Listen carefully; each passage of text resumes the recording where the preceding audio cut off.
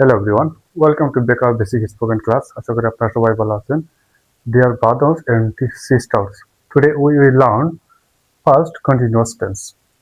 Past continuous tense কি sir? Past continuous tense হচ্ছে অতীতে আমাদের কোনো একটি কাল নির্দিষ্ট সময়ে চলমান ছিল, আমরা করতেছিলাম। এই টেন্সটি বোঝার জন্য বাংলা যদি কোনো বাক্যে থাকে যে খেলছিল, দেখছিল, খাচ্ছিল, পড়তেছিল ইত্যাদি যদি থাকে কোনো সেন্টেন্সে, তাকে আমরা পাস্ট কন্টিনিউয়াস টেন্স হিসেবে ধরে নিতে পারি। পাস্ট কন্টিনিউয়াস টেন্সের দুটি হেল্পিং ভার্ব হচ্ছে ওয়াজ এবং ওয়ার। ওয়াজ এবং ওয়ার এই দুইটি কিন্তু ডিয়ার ব্রাদার্স অ্যান্ড সিস্টার্স, চলুন আমরা খুব সহজেই পাস্ট কন্টিনিউয়াস টেন্সকে চিনে ফেলি এবং আয়ত্ত করে ফেলি। ফর এক্সাম্পল স্বরূপ আমি ফার্স্ট অফ অল আমি বলবো যে আপনাদেরকে সেন্টেন্স স্ট্রাকচার সবার আগে জেনে নিতে হবে।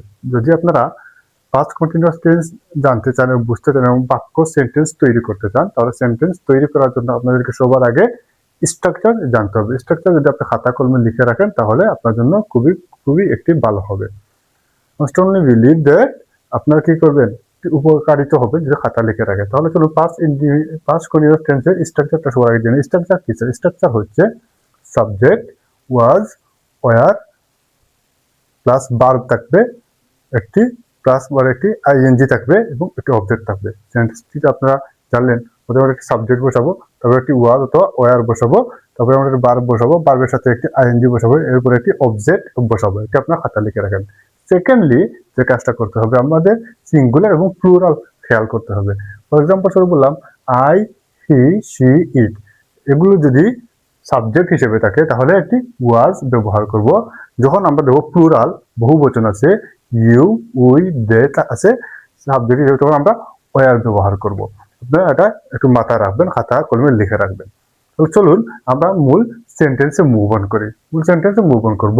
আমি বললাম যে আমি বই পড়ছিলাম, সে ঘুমাচ্ছিল, তারা ফুটবল খেলছিল, তুমি কি করছিলে, আমরা টিভি দেখছিলাম ইত্যাদি। আমি বললাম যে আমি করছিলাম, খেলছিলাম, অতীতে চলমান ছিল কিন্তু কাজটি। তাহলে আপনারা প্রথমেই এই সেন্টেন্সটি যে শুরু করতে পারেন যে আমি বই পড়ছিলাম। তাহলে আই, ওই জায়গাতে আমরা সাবজেক্ট হিসেবে আইকে নিলাম। ওয়াজ তো ওয়ারের মাধ্যমে সাবজেক্ট যদি সিঙ্গুলার তাহলে আমরা একটি ওয়াজ নিলাম এবং রিড একটি ভার্ব এবং এই ভার্বের সাথে একটি আইএনজি আমরা রিডিং করলাম। তারপরে আ বুক একটি অবজেক্ট। তাহলে আমি বই পড়ছিলাম, আই ওয়াজ রিডিং আ বুক, আমি একটি বই পড়ছিলাম। আমি যদি বলি আমরা বই পড়ছিলাম তাহলে উই আর রিডিং আ বুক, আমরা একটি বই পড়ছিলাম।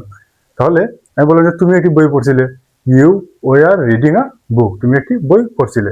তাহলে বললাম যে হি ওয়াজ স্লিপিং, সে ঘুমাচ্ছিল। তাহলে সে ঘুমাচ্ছিল, হি সাবজেক্ট হিকে নিলাম, তারপরে আমরা একটি ওয়াজ নিলাম, স্লিপিং, স্লিপ একটি ভার্ব এবং আইএনজি যুক্ত, এবং কি আমরা পরের সেন্টেন্সে মুভ অন করবো। পরের সেন্টেন্সটি হচ্ছে আমরা বললাম যে তারা ফুটবল খেলছিল, তোমরা ফুটবল খেলছিলে, আমরা ফুটবল খেলছিলাম।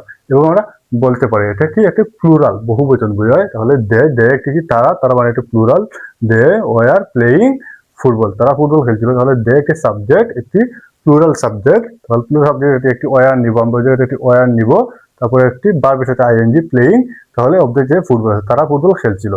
তো পরের সেন্টেন্সটা আমরা মুভ অন করবো। ডিয়ার ব্রাদার এন্ড সিস্টার, আপনারা খুব মনোযোগ সহকারে ভিডিওটি দেখেন, খাতা কলম সাথে নিয়ে দেখেন, তাহলে খুব সহজেই শিখতে পারবেন আর কোনোদিন ভুল হবে না। তো পরের সেন্টেন্সটা আমরা মুভ অন করবো।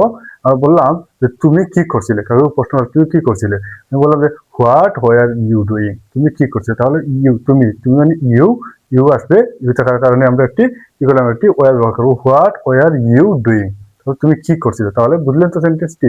আমি বললাম যে আমরা টিভি দেখছিলাম না, আমরা টিভি দেখছিলাম না, আমরা টিভি দেখছিলাম, তাহলে আমরা একটি প্লুরাল না, তাহলে বললাম we were not watching TV. তাহলে ওই জায়গা থেকে আমরা সাবজেক্ট নিলাম উই, প্লুরাল হিসেবে আমরা ওয়ার নিলাম, তাহলে নট যুক্ত করে দিলাম। তারপর ওয়াচিং একটি ভার্বের সাথে আইএনজি যুক্ত এবং টিভি একটি অবজেক্ট হিসেবে কাজ করতেছে এই সেন্টেন্সটি।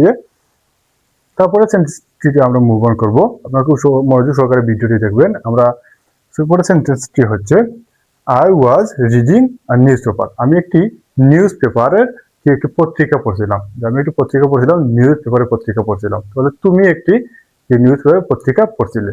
তো সে একটি নিউজ পেপার পত্রিকা পড়ছিল। বললাম যে I was reading a newspaper, সে একটি news, he was reading a newspaper. তাহলে আমি যদি বলি আমরা একটি নিউজ পেপারের বই পড়ছিলাম, আমরা নিউজ পেপার একটি পত্রিকা পড়ছিলাম, বলবো we are reading a news paper. কিন্তু এই জায়গা আছে কি I was reading a news paper, আমি একটি রিডিং পড়ছিলাম। কিন্তু যখন আমরা প্লুরাল করবো তখন ওই জায়গাটি ওয়ার লাগিয়ে দিব, ওয়ার লাগিয়ে দিলে এটি প্লুরাল হয়ে যাবে, সেন্টেন্সটি সবকিছু ঠিক থাকবে। তারপরে আমরা বলবো শি ওয়াজ কুকিং রাইস, সে কি করছিল, সে একটি কুকিং রান্না করতেছিল, সে রান্না করতেছিল ভাত, সে ভাত রান্না করতেছিল। আমরা ভাত রান্না করতেছিলাম, উই ওয়ার কুকিং রাইস, আমরা ভাত রান্না করতেছিলাম। তারা ভাত রান্না করতেছিল, দে ওয়ার কুকিং রাইস, তারা ভাত রান্না করতেছিল, কিন্তু চলমান কাজ থেকে বুঝাচ্ছে। তারপরে আমরা মনে করবো my mother was washing clothes, আমার মা কি করতেছেন, কাপড় দ্রুত করতেছেন।